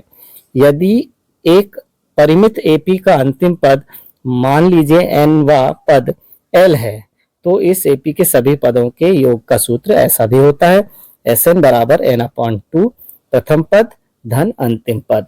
Sn बहुत आसानी से हम ज्ञात कर सकते हैं यदि हमें अंतिम पद की जानकारी है तो a प्लस l से। Sn बराबर n/2 a प्लस l। प्रथम n धन पूर्णांकों का योग कैसे करेंगे, तो देखिए यहाँ पर प्रथम n धन पूर्णांकों का योग ज्ञात करने के लिए भी क्या सूत्र है, Sn बराबर n into n plus 1/2 n into n plus 1/2। यदि ABC समांतर श्रेणी में है तो हमें पता है कि मध्य पद दो संख्याओं के बीच का पद हमें निकालना है। तो पहला पद और तीसरे पद को जोड़ देंगे और 2 का भाग दे देंगे तो दूसरा पद निकल जाएगा। हमें 9वां और 11वां पद ज्ञात है तो 9वें पद और 11वें पद को जोड़ देंगे और 2 का भाग दे देंगे तो 10वां पद हमें निकल जाएगा। ये बहुत आसान प्रक्रिया है बच्चों। जहां B, A और C का समांतर माध्य है, यानी हर मध्य पद अपने निकटस्थ जो पद हैं उनका समांतर माध्य होता है। प्रथम 25 धन पूर्णांकों का योग ज्ञात करना है। जैसे 1 2 3 4 पूरे 25 तक हैं तो हमें पता चला प्रथम पद A बराबर 1 है, D बराबर भी 1 है और n बराबर 25 है। तो Sn में जब हम मान रखेंगे n/2 2a प्लस n-1d तो इस तरह से हमें प्राप्त हो जाएगा S25 बराबर 325। अब चूंकि हमें प्रथम n धन पूर्णांकों के योग ज्ञात करने का सूत्र पता है, कैसे ज्ञात करते हैं, Sn बराबर n इंटू n प्लस 1/2। तो ये चूंकि प्रथम n धन पूर्णांक है इसलिए n कितना है यहाँ 25 है। तो 25 गुणा 25 धन 1 मतलब 1 26 हो गया बटे 2। अब हम पहुंचते हैं त्रिभुज पर। त्रिभुज क्या है, उदाहरणों पर आधारित महत्वपूर्ण तथ्य इसके हम समझेंगे। सबसे पहली बात यहाँ पर है, ऐसी आकृतियां जिनके आकार समान हो उनका आमाप समान होना आवश्यक ना हो समरूप आकृतियां कहलाती हैं। देखिए ये तीनों आकृतियां कैसी हैं, वृत्ताकार है, इनके आकार कैसे हैं, समान हैं, किंतु इनके आमाप समान होना आवश्यक नहीं है। आमाप छोटे बड़े हो सकते हैं तो भी यदि आकार समान है तो ये आकृतियां समरूप आकृतियां कहलाती हैं। तीनों वृत्त इनके आकार समान है परंतु इनके आमाप अलग अलग हैं, अतः यह समरूप आकृतियां हैं। अब हमें यहाँ देखना है कि एक वर्ग दिया हुआ है जिसकी सभी भुजाएं 2 सेंटीमीटर हैं तो क्षेत्रफल हो जाएगा 4 वर्ग सेंटीमीटर। यहाँ पर एक आयत दिया हुआ है जिसकी लंबाई 4 सेंटीमीटर और चौड़ाई 1 सेंटीमीटर है, इसका क्षेत्रफल भी है 4 वर्ग सेंटीमीटर। उक्त दोनों आकृतियों के माप क्षेत्रफल समान है परंतु आकार अलग अलग हैं, अतः वर्ग एवं आयत समरूप आकृतियां नहीं हैं। सभी वर्ग समरूप होते हैं, सभी आयत समरूप हो यह आवश्यक नहीं है। तो हमें 3 बातें ध्यान रखना है कि कौन कौन समरूप होते हैं। सभी वृत्त समरूप होते हैं, सभी वर्ग समरूप होते हैं, सभी समबाहु त्रिभुज समरूप होते हैं। कौन समरूप नहीं होते? तो सभी आयत समरूप नहीं होते, आवश्यक नहीं है। सभी समद्विबाहु त्रिभुज समरूप नहीं होते, ये हमें ध्यान रखना है बच्चों। उक्त दोनों आकृतियां समरूप नहीं है क्योंकि इनके आकार समान नहीं है। अब देखिए, इनके आकार समान नहीं है, इसलिए आकृतियां समरूप नहीं है। सभी समबाहु त्रिभुज समरूप होते हैं क्योंकि इनका आकार समान होता है। ये देखिए, ये भी त्रिभुज है, ये भी त्रिभुज है, ये भी त्रिभुज है, और इनकी भुजाएं आपस में बराबर हैं। इनकी भी, इसकी तीनों भुजाएं आपस में बराबर है। तो सभी क्या हैं? समरूप हैं, क्योंकि ये तीनों समबाहु त्रिभुज के उदाहरण हैं। सभी सर्वांगसम आकृतियां समरूप भी होती हैं। यदि आकृति ऑलरेडी एक समान है, सर्वांगसम है, तो दोनों सर्वांगसम आकृतियां आपस में समरूप भी होंगी। समरूप आकृतियां सर्वांगसम भी हो यह आवश्यक नहीं है, परंतु यदि दो आकृतियां समरूप हैं और हम कहें कि ये दोनों सर्वांग सम भी हैं, तो यह आवश्यक नहीं है। छोटे बड़े आमाप हो सकते हैं। ऐसे बहुभुज जिनमें भुजाओं की संख्या समान हो समरूप होंगे यदि। कब कोई बहुभुज समरूप कब होते हैं? जब उनके संगत कोण बराबर हो, उनकी संगत सभी संगत भुजाएं एक ही अनुपात में हों। तो देखिए, ऐसे बहुभुज समरूप होते हैं जब उनके संगत कोण बराबर हो, तो संगत भुजाएं भी एक ही अनुपात में हो, तब वो दोनों क्या होते हैं? समरूप होते हैं। तो देखिए, हम यह भी कह सकते हैं त्रिभुज के लिए कि ऐसे दो त्रिभुज समरूप होते हैं जिनके संगत कोण बराबर हो और संगत भुजाएं समानुपाती हो, समरूप होते हैं। अब त्रिभुजों में एक नई बात यह है कि यदि सभी कोण आपस में बराबर हैं तो संगत भुजाएं समानुपाती हो ही जाती हैं और त्रिभुज समरूप हो जाते हैं। या संगत भुजाएं समान अनुपात में हैं तो संगत कोण बराबर हो ही जाते हैं और त्रिभुज समरूप हो जाते हैं। यानी त्रिभुजों के लिए हम ये जान लें कि केवल कोण कोण कोण समरूपता से भी हम इसे समरूप कर सकते हैं, भुजा भुजा भुजा समरूपता से भी हम इन्हें समरूप कर सकते हैं। अन्य बहुभुजों के लिए यह लागू नहीं होता। अन्य बहुभुजों में दोनों बातें यानी दोनों प्रतिबंध होना आवश्यक है। संगत कोण बराबर हो, संगत भुजाएं समानुपाती हो। तो ये त्रिभुज के प्रतिबंध हैं। सबसे ऊपर जो हमने किया वो समरूप त्रिभुजों की या समरूप आकृतियों की परिभाषा है। ये देखिए, ऐसी आकृतियां जिनके आकार समान हो, आमाप समान हो या आवश्यक ना हो, समरूप आकृतियां कहलाती हैं। अब ये जो थे प्रतिबंध थे, और प्रतिबंध के बाद जब हम बोल रहे हैं कि भुजा भुजा भुजा, कोण कोण कोण, भुजा कोण भुजा, ये सब क्या है? समकोण कर्ण भुजा, ये सब क्या है? ये कसौटियां हैं। ये समरूपता की क्या है? कसौटियां हैं। आगे हमारे पास देखिए, ये दो आकृतियां दी गई हैं और इनकी संगत भुजाएं समानुपात में हैं, संगत कोण बराबर हैं, अतः ये दोनों आकृतियां समरूप हैं। चतुर्भुज ABCD और चतुर्भुज PQR में बताया भी गया है कि कोण A बराबर कोण P, कोण B बराबर कोण Q, कोण C बराबर कोण R, कोण D बराबर कोण S है, सभी संगत कोण बराबर। इसी प्रकार सभी संगत भुजाओं का अनुपात हम ले रहे हैं वो भी 1/2 ही आ रहा है, यानी संगत भुजाएं भी समान अनुपात में है। दोनों कसौटी, दोनों गुणों को वह पालन कर रहे हैं बहुभुज के, इसलिए यह समरूप चतुर्भुज हैं। तो इन्हें हम क्या बोलते हैं? समरूपता के लिए आवश्यक प्रतिबंध। समरूपता के लिए आवश्यक प्रतिबंध हैं ये दोनों। आगे हमारे पास चतुर्भुज ABCD व चतुर्भुज PQRS समरूप नहीं है। देखिए क्यों समरूप नहीं है? क्योंकि इनकी देखिए ये भुजाएं, ये वाली भुजाएं तो समान अनुपात में, लेकिन ये भुजाएं समान अनुपात में नहीं हैं। तो समान अनुपात में ना होने के कारण संगत कोण तो बराबर है लेकिन भुजाएं समान अनुपात में नहीं है, अतः ये दोनों चतुर्भुज समरूप नहीं हैं।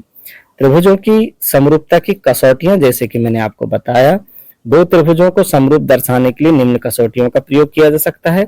भुजा भुजा भुजा, एक त्रिभुज की 3 भुजाएं और दूसरे त्रिभुज की 3 भुजाओं का अनुपात यदि समान है तो भुजा भुजा भुजा समरूपता होती है।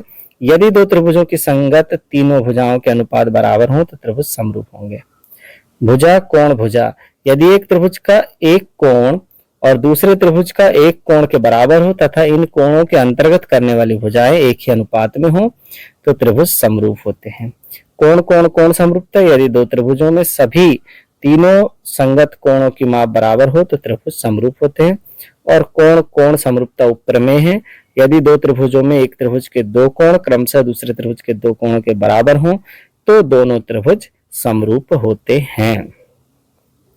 अब बात आती है आधारभूत आनुपातिकता प्रमेय या थेल्स प्रमेय, किसी भी नाम से यह परीक्षा में पूछी जा सकती है। त्रिभुज की एक भुजा के समांतर खींची गई रेखा अन्य दो भुजाओं को एक ही अनुपात में विभाजित करती है।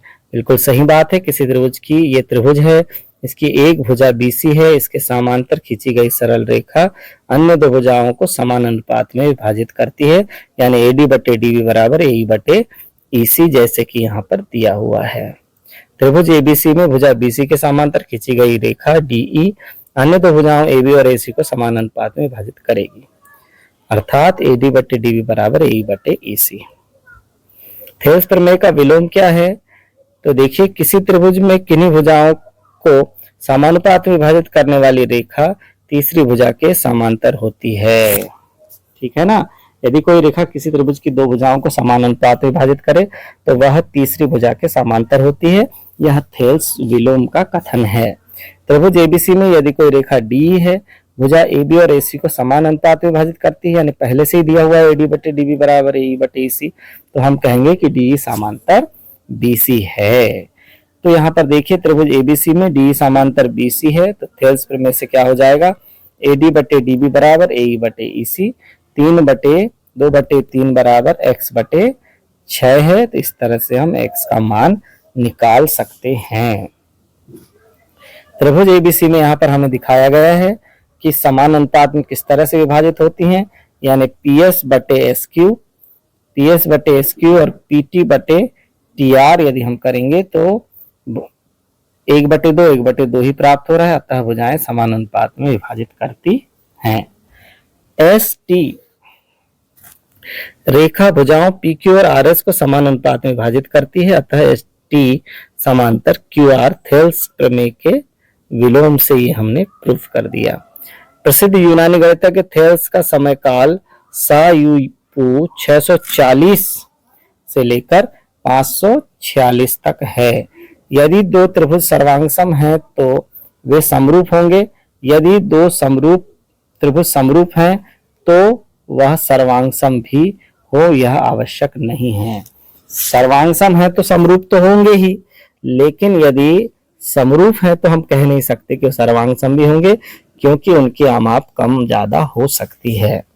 दो समान कोणिक त्रिभुजों की संगत भुजाएं समानुपाती होती हैं। यदि समान कोणिक त्रिभुज हैं तो संगत भुजाएं अपने आप समानुपाती हो जाएंगी। यह त्रिभुजों के लिए लागू है।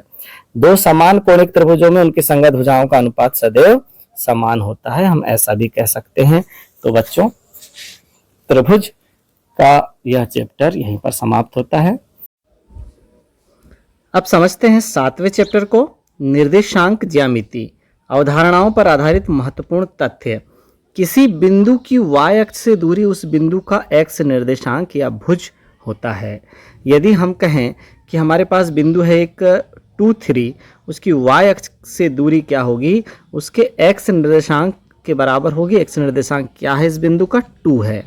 इसी प्रकार किसी बिंदु की x अक्ष से दूरी उस बिंदु का y निर्देशांक या कोटि होती है। जैसे यहाँ पर बिंदु Q4, 5 की x अक्ष से दूरी क्या हो जाएगी? 5 हो जाएगी, जो कि वास्तव में उस बिंदु का y निर्देशांक है। आगे देखते हैं, x अक्ष पर स्थित किसी बिंदु के निर्देशांक क्या होंगे? केवल x का मान होगा, y का 0 होगा के रूप में होता है, तथा y अक्ष पर स्थित किसी बिंदु के निर्देशांक क्या होंगे? केवल y का मान रहेगा, x 0 होगा। यानी x अक्ष पर y निर्देशांक 0 होता है और y अक्ष पर x निर्देशांक 0 होता है। बिंदुओं P x1 y1 और Q x2 y2 के बीच की दूरी का सूत्र क्या होगा? PQ बराबर दो बिंदुओं के बीच की दूरी का सूत्र होगा √x2 - x1 पूरे का वर्ग धन y2 - y1 पूरे का वर्ग। उदाहरण है, हमारे पास बिंदु दिए गए हैं 4, 6 और Q दिया हुआ है 6, 8। इन दोनों के बीच की दूरी ज्ञात करना है। तो x1 कौन है, 4 है, y1 है 6, x2 है 6 और y2 है 8। तो सीधे हम सूत्र में मान रख देंगे, 6 - 4 पूरे का वर्ग, 8 - 6 पूरे का वर्ग। तो हमें प्राप्त हो जाएगा 2√2, मात्रक जो भी इकाई रहेगी। बिंदु PXY की मूल बिंदु से दूरी क्या होगी, XY की मूल बिंदु से दूरी क्या हो जाएगी, x - 0 पूरे का वर्ग, y - 0 पूरे का वर्ग, यानी x√x² + y²। इसी प्रकार बिंदु 7, 1 और मूल बिंदु की दूरी क्या हो जाएगी, तो 7 का स्क्वायर प्लस 1 का स्क्वायर का अंडर रूट कर देंगे तो हो जाएगा 5√2 या √50। बिंदुओं A x1 y1 और B x2 y2 के को जोड़ने वाले रेखाखंड AB को M1/M2 के अनुपात में आंतरिक रूप से विभाजित करने वाले बिंदु के निर्देशांक हमें ज्ञात करना है। तो यहाँ पर बिंदु के निर्देशांक दिए गए हैं। इसका x का मान क्या हो जाएगा, M1 x2 + M2 x1 / M1 + M2 और y का मान हो जाएगा M1 y2 + M2 y1 / M1 + M2। इस तरह से x y के हमें निर्देशांक प्राप्त हो जाएंगे बच्चों। आगे दिया हुआ है बिंदुओं P x1 y1 और Q x2 y2 को जोड़ने वाले रेखाखंड PQ के मध्य बिंदु के निर्देशांक क्या होंगे। मध्य बिंदु के निर्देशांक दोनों के x निर्देशांक को जोड़कर 2 का भाग, दोनों के y निर्देशांक को जोड़कर 2 का भाग, यानी x1 धन x2 बटे 2, y1 धन y2 बटे 2। अब हमारे पास एक उदाहरण है, बिंदुओं AB और ऋण A ऋण B के मध्य बिंदु के निर्देशांक ज्ञात करना है। तो बस इन दोनों को A + -A/2 और B + -B/2, तो प्लस माइनस का माइनस हो जाएगा, A - A 0 हो गया, 0/2 मतलब 0, फिर से ये 0 हो गया B - B, तो 0/2 = 0। तो दोनों के मध्य बिंदु के निर्देशांक क्या होंगे, 0, 0 होंगे। तो यहाँ पर निर्देशांक ज्यामिति समाप्त होता है। अब हम लेते हैं चैप्टर 8 त्रिकोणमिति का परिचय। अवधारणाओं पर आधारित महत्वपूर्ण तथ्य यहाँ पर दिया गया है। समकोण त्रिभुज ABC के कोण A के त्रिकोणमिति अनुपात निम्न प्रकार से परिभाषित किए जाते हैं। अब यहाँ पर देखिए, कोण A, यहाँ पर न्यून कोण A को लिया गया है। अब यहाँ पर साइन A क्या होगा, कोण A की सम्मुख भुजा बटे कर्ण। कोण A की सम्मुख भुजा जिसका हमें साइन निकालना होता है, उसी कोण की सम्मुख भुजा लेते हैं और कर्ण लेते हैं। कॉस A क्या होगा, कोण A की संलग्न भुजा बटे कर्ण। और टेन A क्या होगा, कोण A की सम्मुख भुजा बटे कोण A की संलग्न भुजा। सम्मुख भुजा और संलग्न भुजा दोनों का अनुपात 10 होता है। कॉसेक क्या होगा, 1/sin A, यानी साइन A का व्युत्क्रम होता है, तो कर्ण चला जाएगा ऊपर और कोण A की सम्मुख भुजा आ जाएगी नीचे। सेक A क्या होगा, इसी प्रकार होगा 1/cos A, यानी कर्ण जाएगा ऊपर और कोण A की संलग्न भुजा आ जाएगी नीचे। इसी प्रकार कॉट A क्या है, 1/tan A है, यानी कोण A की संलग्न भुजा बटे कोण A की सम्मुख भुजा। व्युत्क्रम हो जाएगा किसका, tan A का। कॉसेक A व्युत्क्रम है साइन A का, अर्थात कॉसेक A बराबर 1/sin A। इसी प्रकार सेक A बराबर 1/cos A, कॉट A बराबर 1/tan A। टेन A को हम क्या लिख सकते हैं, साइन A बटे कॉस A, और कॉट A को लिख सकते हैं 1/tan A।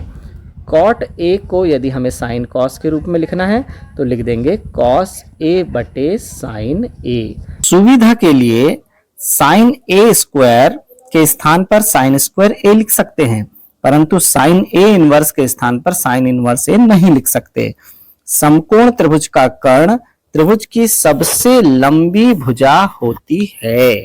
कर्ण सबसे लंबी भुजा होती है ना, इसलिए साइन A और कॉस A का मान सदा ही 1 से कम होता है। क्यों कम होता है, क्योंकि कर्ण कहाँ है इनके सूत्र में, कर्ण हर में है, तो हर यदि बड़ा होगा तो हमेशा मान 1 या 1 से छोटा ही प्राप्त होगा।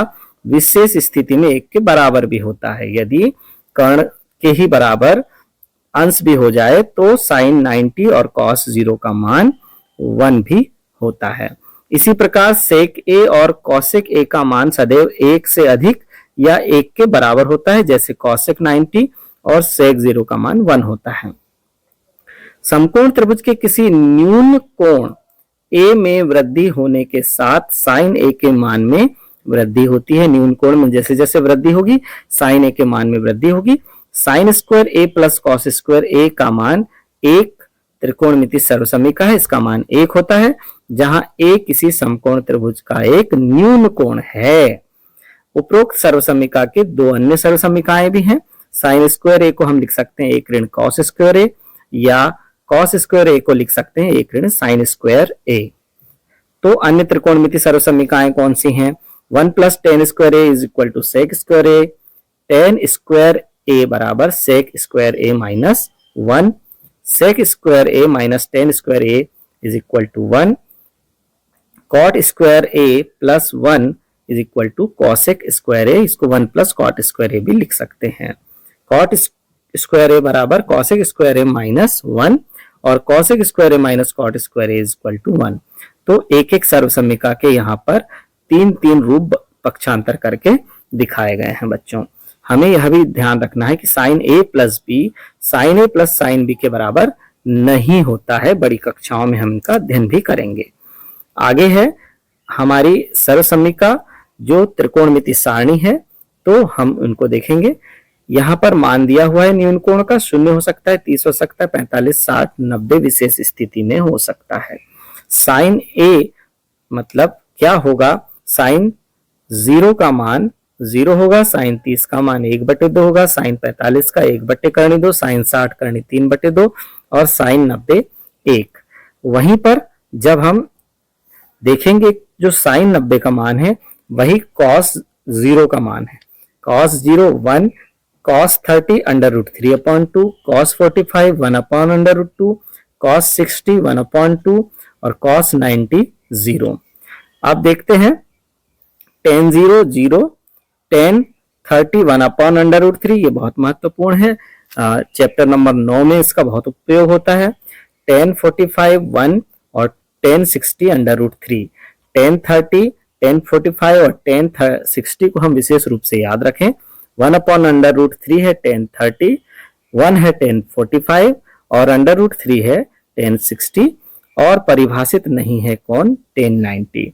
अब इसके बाद कॉसेक, तो देखिए कॉसेक हमारा है यहां पर कॉसेक 0 अपरिभाषित, फिर कॉसेक 32 है क्योंकि साइन 30 1/2 था तो इसका व्युत्क्रम हो गया 2, कॉसेक 45 √2 है, कॉसेक 60 2/√3 और कॉसेक 90 1, क्योंकि 1 का व्युत्क्रम भी 1 ही होता है। अब देखते हैं सेक 0 1 है, सेक 30 2/√3 कॉस का व्युत्क्रम है, सेक 45 √2, सेक 60 2 और सेक 90 परिभाषित नहीं है क्योंकि किसी भी संख्या के बट्टे 0 परिभाषित नहीं होता। फिर आप देखिए कॉट, तो कॉट के लिए कॉट 0 tan 0 0 है इसलिए कॉट 0 अपरिभाषित है। कॉट 30 हो जाएगा √3, कॉट 45 1, कॉट 60 1/√3 और कॉट 90 0। इस तरह से यह त्रिकोणमिति सारणी है बच्चों। तो यहाँ पर हमारा चैप्टर नंबर 8 समाप्त होता है। लेते हैं अध्याय 9 त्रिकोणमिति के कुछ अनुप्रयोग। त्रिकोणमिति के कुछ अनुप्रयोग। अवधारणाओं पर आधारित महत्वपूर्ण तथ्य। वह रेखा जो हमारी आंख से सीधे भूमि के समांतर जाती है क्षैतिज रेखा कहलाती है। तो क्षैतिज रेखा क्या कहलाएगी? जैसे ये हमारी आंख है और उससे भूमि के समांतर जो रेखा जाती है वह कहलाती है क्षैतिज रेखा। हमारी आंख प्रेक्षक बिंदु से उस वस्तु को जिसे हम देख रहे हैं जोड़ने वाली रेखा उस वस्तु की दृष्टि रेखा कहलाती है। तो ये कोई वस्तु है और हम आंख से उस वस्तु को देख रहे हैं और ये जो रेखा उसे जोड़ रही है यह कहलाती है दृष्टि रेखा।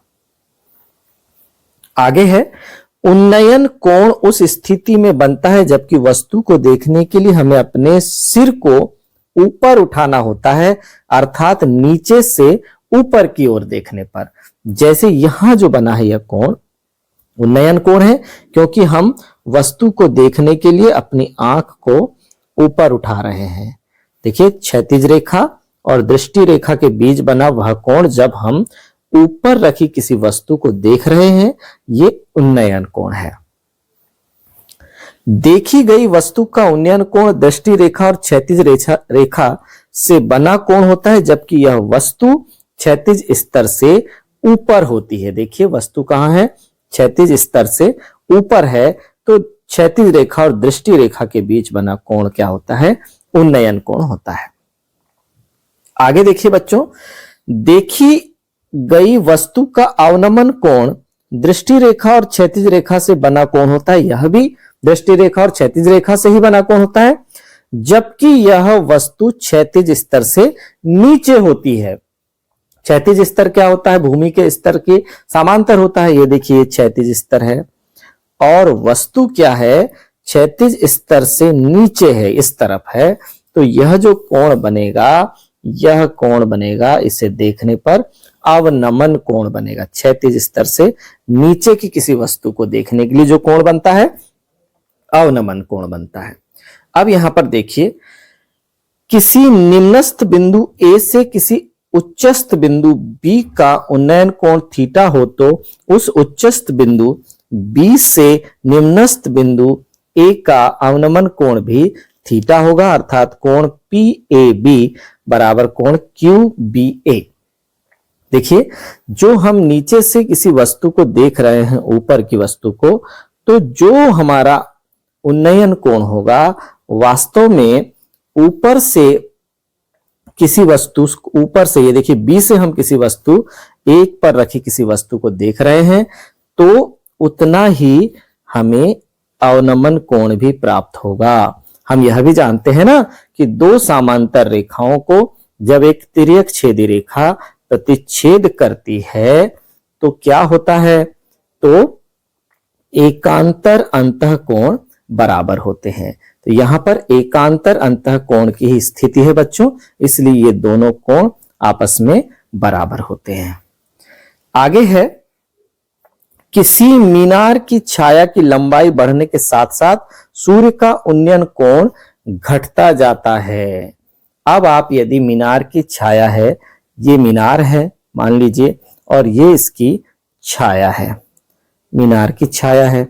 अब मीनार की छाया की लंबाई जैसे जैसे बढ़ती जाएगी, जैसे जैसे मीनार की छाया की लंबाई बढ़ती जाएगी, तो क्या होगा? सूर्य का उन्नयन कोण घटता जाएगा। माना कि यहाँ 60 था, फिर यहाँ पर 45 हो गया, फिर यहाँ 30 हो गया। जैसे जैसे छाया की लंबाई बढ़ती जाएगी, सूर्य का उन्नयन कोण घटता जाता है। जब वस्तु की ऊंचाई एवं उसकी छाया बराबर होती है, उस समय सूर्य का उन्नयन कोण 45 अंश होता है। तो जब वस्तु की ऊंचाई हो गई और उसकी छाया दोनों ही कैसे हैं? बराबर है, तो उस समय सूर्य का उन्नयन कोण क्या होगा? 45 अंश का कोण होता है, क्योंकि लंब और आधार दोनों की वैल्यूज बराबर हो जाती हैं, जो कि किसके बराबर हो जाती हैं? 1 के बराबर हो जाती हैं। तो 1 tan के किस थीटा का मान है? tan थीटा के tan 45 अंश का मान है, इसलिए थीटा की वैल्यू उस समय पे कितनी होती है? 45 अंश होती है बच्चों।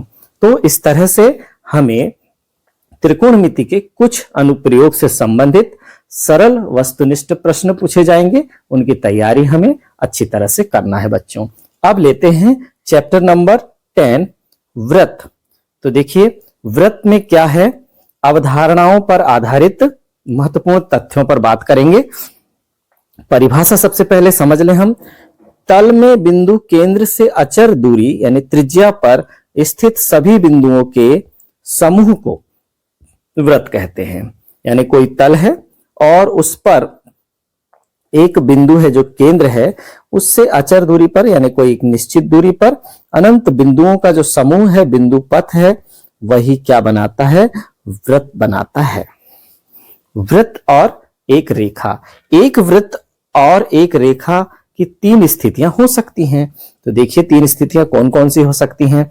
यदि रेखा वृत्त को प्रतिच्छेद करे तो रेखा अप्रतिच्छेदी रेखा कहलाती है, प्रतिच्छेद ना करे तो। यदि रेखा वृत्त को प्रतिच्छेद ना करे तो रेखा अप्रतिच्छेदी रेखा कहलाती है। वृत्त और रेखा का कोई संबंध नहीं है, कोई कांटेक्ट नहीं है, तो इस आकृति में आप देखिए अप्रतिच्छेदी रेखा कहलाएगी। आगे, यदि रेखा वृत्त को एक और केवल एक बिंदु पर प्रतिच्छेद करती है तो रेखा स्पर्श रेखा कहलाती है। देखिए यह रेखा इस वृत्त को केवल एक बिंदु पर प्रतिच्छेद कर रही है। जैसे मान लो ये बिंदु P पर प्रतिच्छेद कर रही है तो बिंदु P स्पर्श बिंदु कहलाएगा और वह रेखा स्पर्श रेखा कहलाती है। और वृत्त एवं रेखा के उभयनिष्ठ बिंदु को स्पर्श बिंदु कहते हैं। देखिए वृत्त और रेखा का जो उभयनिष्ठ बिंदु है वह केवल एक है और वह है स्पर्श बिंदु है। तीसरी स्थिति है, यदि रेखा वृत्त को दो भिन्न बिंदुओं पर प्रतिच्छेद करती है तो रेखा को वृत्त की छेदक रेखा कहते हैं। अब दो बिंदुओं पर प्रतिच्छेद कर रही, देखिए माना कि ए बिंदु पर बी बिंदु पर, तो इस रेखा को हम क्या बोलेंगे, वृत्त की छेदक रेखा। पहली स्थिति अप्रतिच्छेदी रेखा की थी क्योंकि रेखा वृत्त को स्पर्श ही नहीं कर रही है, प्रतिच्छेद ही नहीं कर रही है, इसलिए अप्रतिच्छेदी रेखा। और यहाँ पर केवल एक बिंदु पर प्रतिच्छेद कर रही है तो स्पर्श रेखा, और दो बिंदुओं पर प्रतिच्छेद कर रही है तो छेदक रेखा। आगे है, वृत्त के एक बिंदु से एक अद्वितीय स्पर्श रेखा खींची जा सकती है। किसी भी वृत्त के एक वृत्त है और वृत्त का कोई एक बिंदु है तो उस पर केवल एक ही स्पर्श रेखा खींची जा सकती है। वृत्त के किसी एक बिंदु पर एक ही स्पर्श रेखा खींची जा सकती है। वृत्त के बाहर के किसी बिंदु से वृत्त पर दो स्पर्श रेखाएं खींची जा सकती हैं। ये दोनों स्पर्श रेखाएं बराबर होती हैं। देखिए यहां पर दिया है बिंदु P है, बिंदु P से दो स्पर्श रेखाएं खींची गई हैं, PA और PB। तो यहां पर एक बिंदु है स्पर्श बिंदु B और यहां पर एक बिंदु है स्पर्श बिंदु A। तो यहां पर हम बोलेंगे कि बाह्य बिंदु से वृत्त पर कितनी स्पर्श रेखाएं खींची जा सकती हैं, केवल दो स्पर्श रेखाएं खींची जा सकती हैं। एक वृत्त की अनंत स्पर्श रेखाएं खींची जा सकती हैं। ये तो बात सही है, एक वृत्त है हमारे पास तो उस वृत्त की अनंत स्पर्श रेखाएं खींची जा सकती हैं। ये वृत्त है और वृत्त की अनंत स्पर्श रेखाएं खींच सकते हैं, यहां से खींच सकते हैं, फिर हर बिंदु पर हम खींच सकते हैं स्पर्श रेखाएं। ये देखिए हर बिंदु पर स्पर्श रेखाएं खींची जा सकती हैं, इसलिए हम बोलते हैं कि एक वृत्त की अनंत स्पर्श रेखाएं खींची जा सकती हैं। यह अनंत स्पर्श रेखाएं, जो रेखाएं स्पर्श करें मात्र वही खींचना है। एक वृत्त की अनंत स्पर्श रेखाएं खींची जा सकती हैं। आगे है, वृत्त तथा उसकी स्पर्श रेखा के उभयनिष्ठ बिंदु को स्पर्श बिंदु कहते हैं। वृत्त है और उसकी स्पर्श रेखा जो है उसके उभयनिष्ठ बिंदु को, जैसे कि यहाँ बिंदु P को ही हम क्या कहेंगे, स्पर्श बिंदु कहेंगे। ये देखिए बिंदु A को हम स्पर्श बिंदु कहेंगे, यहाँ बिंदु B को स्पर्श बिंदु कहेंगे। यहाँ पर आकृति है, यहाँ पर कोई बिंदु नाम दे दे, मान लो P दे दे। यह क्या है, स्पर्श बिंदु है। स्पर्श रेखा और वृत्त के उभयनिष्ठ बिंदु केवल एक ही बिंदु है जहां वो प्रतिच्छेद कर रही हैं, तो उसे हम स्पर्श बिंदु कहते हैं। वृत्त के किसी बिंदु पर स्पर्श रेखा उस बिंदु से जाने वाली त्रिज्या पर लंब होती है। यदि हम वृत्त के किसी बिंदु पर, ये देखिए वृत्त का बिंदु है, उस पर यदि हम स्पर्श रेखा खींच रहे हैं, ये देखिए स्पर्श रेखा है, यह स्पर्श रेखा स्पर्श बिंदु से जाने वाली त्रिज्या पर क्या होती है, लंब होती है। तो वृत्त के किसी बिंदु पर स्पर्श रेखा स्पर्श बिंदु से जाने वाली त्रिज्या पर लंब होती है। अब आगे है बच्चों, वृत्त के किसी व्यास के सिरों पर खींची गई स्पर्श रेखाएं समांतर होती हैं, जैसे कि नीचे दी गई आकृति में दिखाया गया है। ये व्यास के सिरों पर खींची गई हैं स्पर्श रेखाएं। ये दोनों स्पर्श रेखाएं कैसी हैं, एक दूसरे के समांतर होती हैं।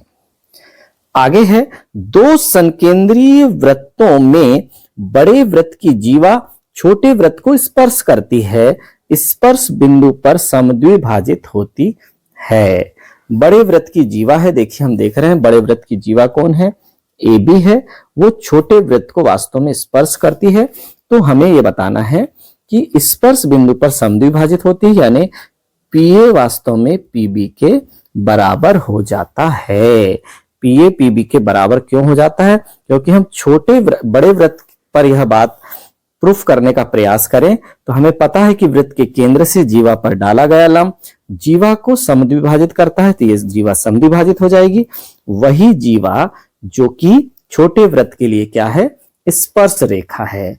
इसलिए दो संकेंद्रीय वृत्तों में बड़े वृत्त की जीवा छोटे वृत्त के को स्पर्श करती है, स्पर्श बिंदु पर समद्विभाजित होती है। किसी बाह्य बिंदु से वृत्त पर खींची गई दो स्पर्श रेखाओं के बीच का कोण स्पर्श बिंदुओं को केंद्र पर मिलाने वाले रेखा खंडों स्पर्श बिंदु से जाने वाली त्रिज्या द्वारा केंद्र पर अंतरित कोण का संपूरक होता है। बिल्कुल संपूरक होता है, यानी ये जो कोण Q1 है, कोण Q2 दोनों का योग क्या होगा? कोण Q1 यहां पर दिया हुआ है धन कोण Q2 दोनों का योग 180 अंश होता है। क्यों होता है बच्चों? क्योंकि यहां पर हम मान लें PQ या हम मान लें ABCD ये पूरा एक चतुर्भुज बन रहा है।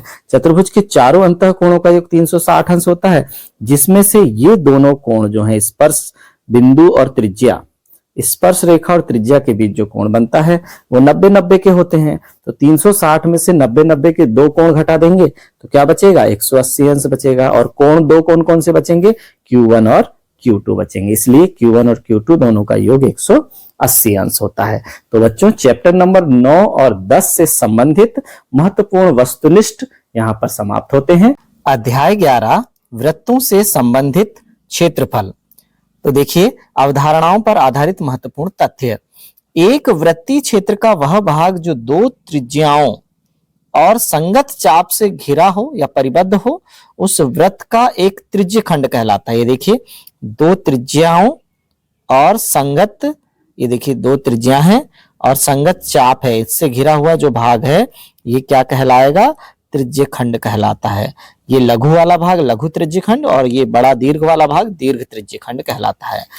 तो वृत्तीय क्षेत्र का वह भाग जो जीवा और संगत चाप के बीच परिबद्ध हो वृत्त खंड कहलाते हैं। देखिए ये जीवा है और संगत चाप से घिरा हुआ भाग क्या कहलाएगा? वृत्त खंड कहलाएगा। ये जीवा और ये संगत चाप से घिरा हुआ भाग दीर्घ वृत्त खंड कहलाएगा। ये लघु वृत्त खंड और दीर्घ वृत्त खंड। अंशीय कोण थीटा वाले त्रिज्यखंड का क्षेत्रफल थीटा बटे 360 पाई आर वर्ग, जहां आर वृत्त की त्रिज्या है। अंशीय कोण थीटा वाले त्रिज्यखंड के संगत चाप की लंबाई है थीटा बटे 360 2 पाई आर, जहां आर वृत्त की त्रिज्या है। दीर्घ त्रिज्यखंड क्या होगा? ओ से शुरू होगा, O A Q B, O A Q B दीर्घ त्रिज्यखंड है। देखिए दीर्घ त्रिज्यखंड का क्षेत्रफल यानी पूरे क्षेत्रफल में से थीटा बटे 360 पाई आर वर्ग लघु त्रिज्यखंड को यदि हम घटा देंगे तो दीर्घ त्रिज्यखंड का क्षेत्रफल हमें प्राप्त हो जाएगा। बच्चों वृत्तखंड का क्षेत्रफल क्या होता है? संगत त्रिज्यखंड का क्षेत्रफल ऋण संगत त्रिभुज का क्षेत्रफल। यदि हम इस त्रिज्यखंड के क्षेत्रफल में से, देखिए पूरा क्या है? त्रिज्यखंड का क्षेत्रफल है।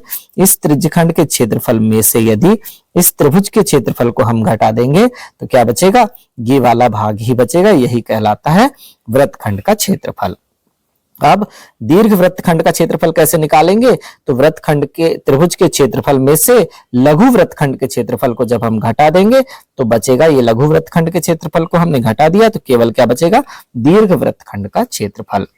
त्रिज्या आर वाले वृत्त का क्षेत्रफल तो पाई आर वर्ग होता है। त्रिज्या आर वाले वृत्त के एक चतुर्थांश का क्षेत्रफल होगा 1/4 पाई आर वर्ग और त्रिज्या आर वाले वृत्त की परिधि 2 पाई आर। तो बच्चों यह 11वां चैप्टर हमारा यहीं समाप्त होता है। अब हम बढ़ते हैं 12वें चैप्टर की ओर। अध्याय 12 पृष्ठीय क्षेत्रफल और आयतन। अवधारणाओं पर आधारित महत्वपूर्ण तथ्य। ठोस आकृतियों के चित्र या त्रिविमीय आकृतियों के चित्र हमें यहां दिए गए हैं। घनाभ, शंकु, बेलन, गोला, घन आदि ये ठोस या त्रिविमीय आकृतियां हैं। ठोसों के संयोजनों का पृष्ठीय क्षेत्रफल। ठोसों का संयोजन यानी आपस में 2 प्रकार के या 3 प्रकार के ठोस आपस में मिलते हैं तो ठोसों का संयोजन होता है। जैसे कि यहाँ पर देखिए अर्धगोला बेलन और अर्धगोला मिलकर ये एक नया ठोस बना। तो ठोस का संपूर्ण पृष्ठीय क्षेत्रफल क्या होगा? एक अर्धगोले का वक्र पृष्ठीय क्षेत्रफल, बेलन का वक्र पृष्ठीय क्षेत्रफल और दूसरे अर्धगोले का वक्र पृष्ठीय क्षेत्रफल। इस प्रकार ठोस का संपूर्ण पृष्ठीय क्षेत्रफल ये निकल जाएगा तीनों क्षेत्रफलों को जब हम जोड़ेंगे तो। इसी प्रकार हमें देखिए ठोस आकृतियों का संपूर्ण पृष्ठीय क्षेत्रफल क्या होगा? अर्धगोले का वक्र पृष्ठीय क्षेत्रफल, यहाँ पर देखिए ये अर्धगोले का वक्र पृष्ठीय क्षेत्रफल हो जाएगा, जो आकृति है अर्धगोला और शंकु से बनी है ना, और शंकु का वक्र पृष्ठीय क्षेत्रफल, दोनों को मिलाएंगे तो ये जो क्षेत्रफल मिलेगा पूरा ही वक्र पृष्ठीय है, इसलिए हम इसे संपूर्ण पृष्ठीय बोलें चाहे वक्र पृष्ठीय बोलें, 2 पाई आर वर्ग प्लस पाई आर एल ही होगा। आगे है ब्लॉक का पृष्ठीय क्षेत्रफल। एक ब्लॉक हमें दिया गया है, घन का कुल पृष्ठीय क्षेत्रफल में से अर्धगोले के आधार का क्षेत्रफल, क्योंकि ये जो ब्लॉक रखा गया है, अर्धगोला रखा गया है, वो किस पर रखा गया है? एक तो अर्धगोले के आधार का क्षेत्रफल जो है धन अर्धगोले का वक्र पृष्ठीय क्षेत्रफल। तो हमें यहाँ पर क्या करना पड़ेगा? देखिए यहाँ पर घन का कुल पृष्ठीय क्षेत्रफल है और अर्धगोला जिस आधार पर रखा गया है वो आधार तो अंदर दब गया, इसलिए अर्धगोले के आधार का क्षेत्रफल हमें घटाना पड़ेगा जो कि वृत्ताकार है, और अर्धगोले का वक्र पृष्ठीय क्षेत्रफल जोड़ना पड़ेगा। तो 6a square plus minus pi r square plus 2 pi r square. ठोसों के संयोजनों का आयतन जब हमें निकालना होता है तो अर्ध बेलन और घनाभ के संयोजनों से बनी आकृति, ये देखिए एक घनाभ था, घनाभ के ऊपर ये अर्ध बेलनाकार ये भाग बना हुआ है, तो दोनों का क्या हो जाएगा? घनाभ का आयतन धन 1/2 बेलन का आयतन। आयतन के फॉर्मूले लगाना बहुत आसान है, जितनी वहां पर वस्तु है उतनी ही आयतन हमें लगाना है। अब यहाँ पर देखिए घनाभ के बारे में यहाँ पर क्या है? पार्श्व पृष्ठीय क्षेत्रफल है 2h into L plus B, कुल पृष्ठीय क्षेत्रफल होता है 2 into L B plus B H plus H L, या लंबाई गुणा चौड़ाई धन चौड़ाई गुणा ऊंचाई धन लंबाई गुणा लंबाई। ठीक है बच्चों, उसमें लंबाई गुणा चौड़ाई गुणा ऊंचाई उसका आयतन होता है। वैसे ही घन का पार्श्व पृष्ठीय क्षेत्रफल या चारों दीवारों का क्षेत्रफल 4a वर्ग हो गया और संपूर्ण पृष्ठीय क्षेत्रफल 6a स्क्वायर हो गया और a क्यूब हो गया घन का आयतन। बेलन क्या है? बेलन का वक्र पृष्ठीय क्षेत्रफल 2 पाई आर एच, बेलन का संपूर्ण पृष्ठीय क्षेत्रफल 2 पाई आर कोष्टक में r प्लस एच और बेलन का आयतन पाई आर स्क्वायर एच।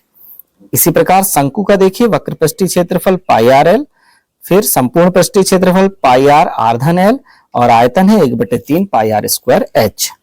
अब देखते हैं गोला, तो गोला का वक्र पृष्ठीय बोले चाहे संपूर्ण पृष्ठीय हो बोले एक ही है, क्योंकि उसके पास कोई पेंदी नहीं होती, इसलिए 4 पाई आर स्क्वायर ही उसका पृष्ठीय क्षेत्रफल होता है और आयतन होगा 4/3 पाई आर क्यूब। अब आते हैं अर्धगोला पर। अर्धगोले का वक्र पृष्ठीय क्षेत्रफल है 2 पाई आर स्क्वायर, फिर कुल पृष्ठीय क्षेत्रफल है 3 पाई आर स्क्वायर और आयतन है 2/3 पाई आर क्यूब। इन्हीं सूत्रों का हमें इस चैप्टर पे इस्तेमाल करना है। आगे है शंकु की तिर्यक ऊंचाई का हमें एक सूत्र याद रखना है, एल। ये होती है शंकु की तिर्यक ऊंचाई एल। कैसे निकालते हैं? तो √h square plus R square से क्या निकलेगी? एल निकलेगी, क्योंकि यह एक समकोण त्रिभुज बनकर तैयार होता है। तो एल है तिर्यक ऊंचाई, एच है शंकु की ऊंचाई और आर है शंकु की त्रिज्या। तो बच्चों हमारा चैप्टर नंबर 12 यहाँ समाप्त होता है। अध्याय 13 सांख्यिकी, अवधारणाओं पर आधारित महत्वपूर्ण तथ्य। दिए हुए प्रेक्षणों का माध्य या औसत सभी प्रेक्षणों के मानों के योग को प्रेक्षणों की कुल संख्या से भाग देकर प्राप्त किया जाता है। तो माध्य हम कैसे ज्ञात करेंगे बच्चों? अवर्गीकृत आंकड़ों का माध्य बहुत आसान है, हमने 9th में भी किया है, सभी प्रेक्षणों का योग बटे प्रेक्षणों की कुल संख्या। तो यहाँ पर दिया हुआ है यदि x1 x2 x3 dash dash dash xn प्रेक्षणों की बारंबारताएं क्रमशः दी गई हैं f1 f2 f3 dash dash dash fn हो, तो x1 f1 बार यानी x2 f2 बार आता है, तो प्रेक्षणों का योग क्या होगा? प्रेक्षणों का योग हो जाएगा, यदि हम सभी प्रेक्षणों को उनकी बारंबारताओं से गुणा करके जोड़ देंगे तो हमें प्राप्त हो जाएगा सिग्मा fi xi और प्रेक्षणों की संख्या मतलब सिग्मा एफ आई का जब हम उसमें भाग दे देंगे तो यहाँ पर हमें समांतर माध्य का सूत्र पता हो जाएगा। यह प्रत्यक्ष विधि से समांतर माध्य ज्ञात करने का सूत्र है, x बार बराबर sigma F I x I upon sigma F I.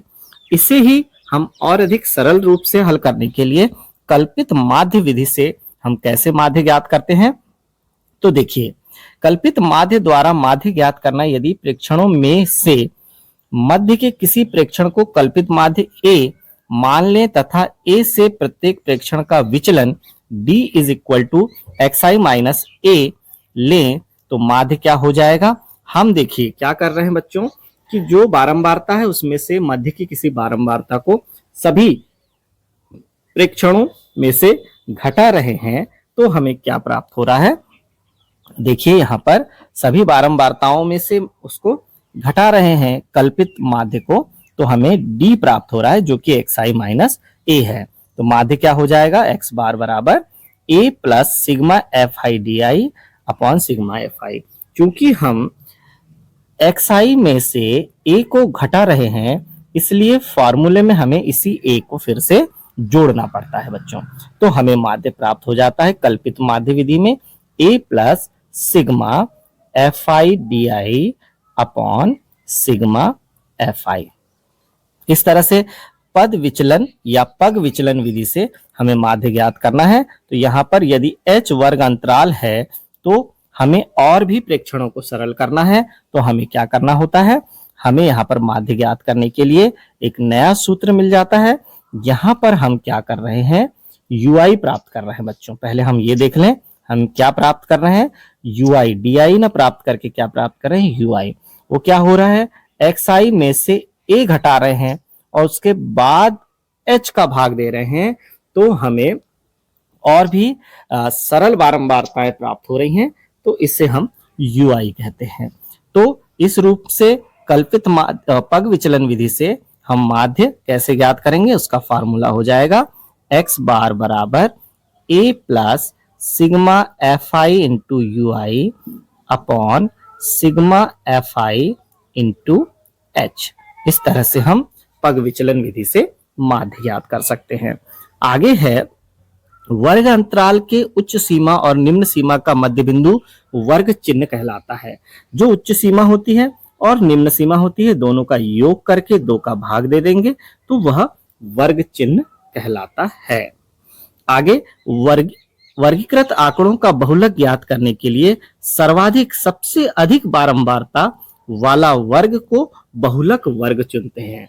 जो भी हमारे पास टेबल दी हुई रहेगी उसमें हम ये देखेंगे कि सबसे ज्यादा आवृत्ति सबसे ज्यादा बारंबारता किस वर्ग की है, वही बहुलक वर्ग होगा। तो बहुलक वर्ग ढूंढना बहुत आसान है बच्चों।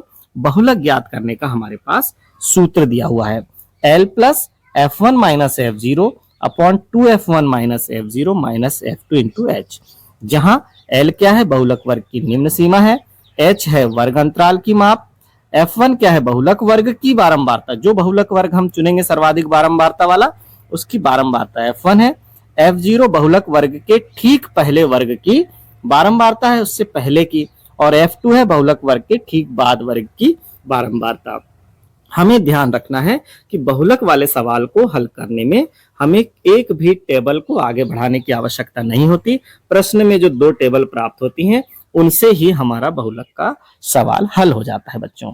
आगे है वर्गीकृत आंकड़ों का माध्य ज्ञात करने के लिए संचयी बारंबारता स्तंभ तैयार करते हैं और सारणी से कुल पदों की प्रकृति सम या विषम के आधार पर माध्यक ज्ञात करते हैं। अब माध्यक ज्ञात करने के लिए हमें जो 2 टेबल दी हुई होती हैं उसमें एक टेबल एक कॉलम और बढ़ाना पड़ता है बच्चों। वर्गीकृत आंकड़ों का माध्यक ज्ञात करने के लिए सूत्र हमारे पास दिया है। तो माध्यक बराबर है L plus N upon 2 minus C F upon F into H. तो जहां L क्या है, L है माध्यक वर्ग की निम्न सीमा। माध्यक वर्ग हम कैसे निकालेंगे, जो कुल आवृत्तियों का योग है उसका आधा करने पर जो पद है वो किस वर्ग में होगा उस वर्ग का हमें पता लगाना होता है। जैसे 100 है, मान लो कुल सिग्मा एफ आई का मान यदि 100 है या पदों की संख्या यदि 100 है तो 50वां पद किस रोह में होगा वो हमें पता करना है, वही माध्यक वर्ग कहलाती है। n है प्रेक्षणों की संख्या। CF क्या है? माध्यक वर्ग के ठीक पहले वर्ग की संचयी आवृत्ति। CF क्या है? जो माध्यक वर्ग होता है उससे ठीक पहले वाले वर्ग की संचयी आवृत्ति होती है। और F क्या है? माध्यक वर्ग की आवृत्ति होती है। जो माध्यक वर्ग की आवृत्ति हो जाएगी F, और माध्यक वर्ग के पूर्व वर्ग की संचयी आवृत्ति होगी CF। H है वर्गमाप, यह मानते हुए कि वर्गमाप बराबर है, 0 से 10, 10 से 20, 20 से 30, इस तरह से होता है ना बच्चों, वो वर्ग माप कहलाती है। तो इस फार्मूले से हम माध्यक निकाल लेंगे। तो हमें क्या क्या हमने जान लिया है? हमने सबसे पहले जाना माध्य ज्ञात करना। सबसे पहले जाना हमने माध्य ज्ञात करना।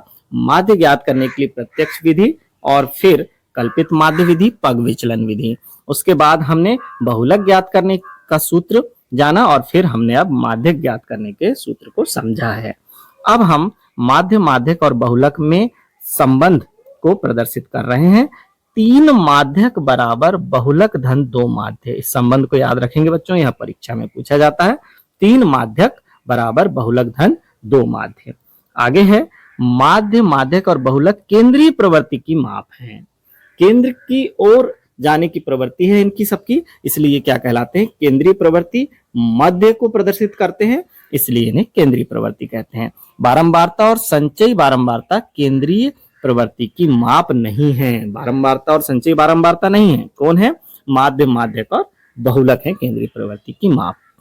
अब लेते हैं चैप्टर 14, प्रायिकता।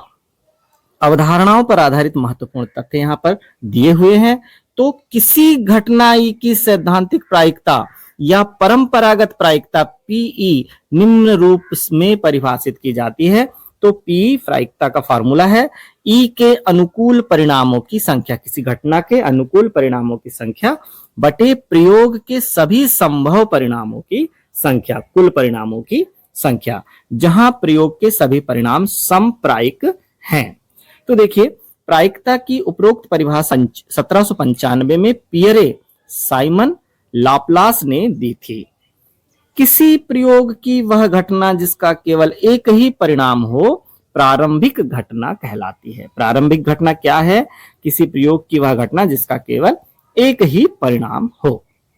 किसी प्रयोग की सभी प्रारंभिक घटनाओं की प्रायिकताओं का योग 1 होता है। चित ऊपर आने की प्रायिकता 1/2 और पट ऊपर आने की प्रायिकता 1/2, दोनों को जब हम जोड़ देंगे तो हमें 1 प्राप्त होगा। तो इससे हम क्या बोलेंगे? प्रारंभिक घटनाओं की प्रायिकताओं का योग 1 प्राप्त हुआ। फिर पीई और पीई नहीं, किसी घटना के घटित होने की प्रायिकता और घटित ना होने की प्रायिकता दोनों का योग 1 होता है। पीई और पीई बार दोनों का योग 1, जिसमें पीई बार क्या कैसे निकलेगा? 1 ऋण पीई, यानी किसी घटना के घटित होने की प्रायिकता को यदि 1 में से घटा दें तो घटित ना होने की प्रायिकता निकल जाती है, या किसी घटना के घटित ना होने की प्रायिकता को 1 में से घटा दें तो घटना के घटित होने की प्रायिकता निकल जाती है। घटना ई नहीं को निरूपित करने वाली घटना ई बार घटना ई की पूरक घटना कहलाती है। ई और ई बार परस्पर पूरक घटनाएं हैं। तो घटना ई और ई बार परस्पर पूरक घटनाएं हैं। उस घटना जिसका घटित होना असंभव है कि प्रायिकता 0 होती है। यदि कोई घटना घटने की कोई संभावना ही नहीं है, असंभव है, तो ऐसी घटना को हम क्या बोलेंगे? इसकी प्रायिकता 0 होती है। ऐसी घटना को असंभव घटना कहते हैं। उस घटना जिसका घटित होना निश्चित है कि प्रायिकता 1 होती है, ऐसी घटना को एक निश्चित या निर्धारित घटना कहते हैं।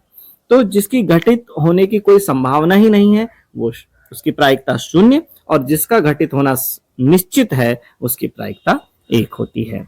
प्रायिकता पीई की परिभाषा से अंश घटना ई के अनुकूल परिणामों की संख्या सदैव हर सभी संभव परिणामों की संख्या से छोटा या बराबर होता है। तो हमेशा जो अंश रहेगा प्रायिकता ज्ञात करने में, या तो हर से छोटा होगा या बराबर होगा, उससे अधिक कभी नहीं होगा, क्योंकि प्रायिकता का मान 0 से बड़ा या बराबर और 1 से छोटा या बराबर होता है। किसी घटना की प्रायिकता 0 से बड़ी या उसके बराबर होती है तथा 1 से छोटी या उसके बराबर होती है। प्रायिकता कभी भी ऋणात्मक नहीं हो सकती है। प्रायिकता सदैव कैसी होगी? शून्य या धनात्मक होती है। प्रायिकता कभी भी ऋणात्मक नहीं होती और कभी भी एक से अधिक नहीं हो सकती। प्रायिकता कभी भी एक से अधिक नहीं हो सकती। तो इस तरह से बच्चों हमारा चैप्टर नंबर 13 और 14 को हमने यहाँ पर समझा। तो हमारी क्लास यहीं पर समाप्त होती है। धन्यवाद।